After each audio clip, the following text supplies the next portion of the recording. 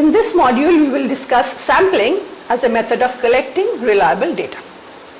Now first we start with some terminology. The first one we'll talk about is observation units.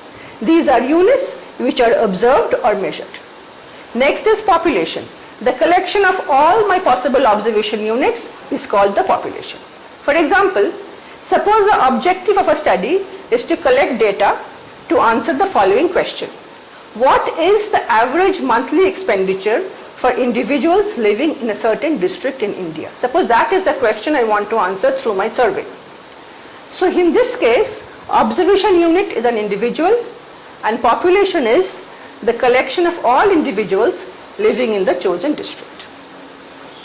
Next comes the concept of a sample. What is a sample? A sample is a subset of the population.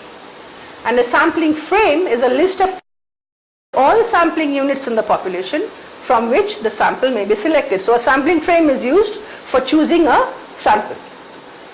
For example, in the earlier example, a list of all individuals in the district will be a sampling frame. Now let's talk about sample versus census. Why do we need a sample survey? Now a census is a survey in which all the units in the entire population are measured. On the other hand, in sample surveys, a sample is selected from the population and only the sample units are observed, and then estimates for the population parameters are obtained based on the sampled observation. Now it apparently looks as if a sample survey is only based on a few sampling units and not the entire population, so the estimates will not be reliable, but that's not true. Sampling can provide reliable information at a much less cost and with much less time than a census.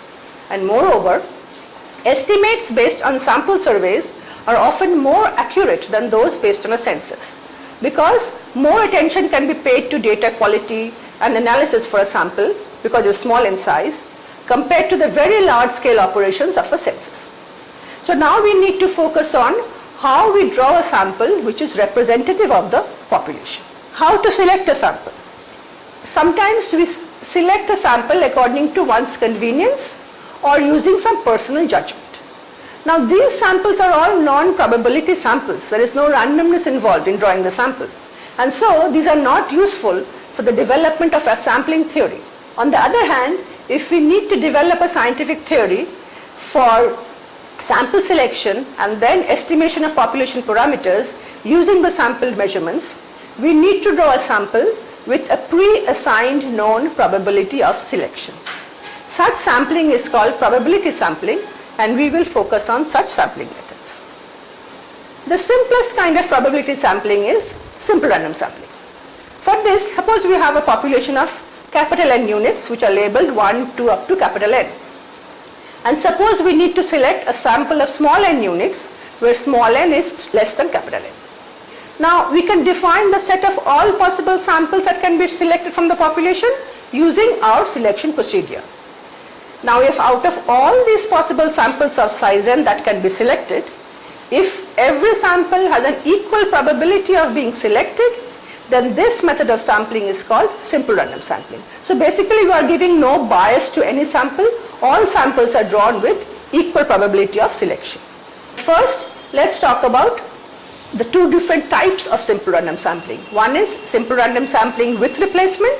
The other one is simple random sampling without replacement. In simple random sampling with replacement, the short form is SRSWR, units are selected one by one from the population, and at every draw, every unit of the population is given an equal chance of being selected, no matter how often it has already been drawn.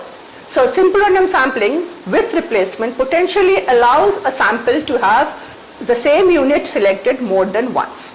On the other hand, simple random sampling without replacement, SRSWOR, is a sampling method where units are selected one by one from the population, and at every selection, an equal chance of selection is given to all the units in the population which are not already drawn.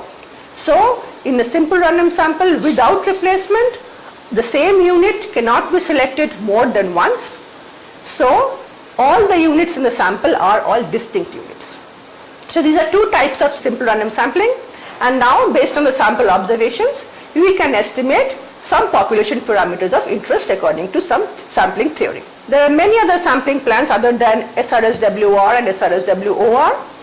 Which sampling plan to use depends upon the population and also the nature of the survey. We can discuss them later.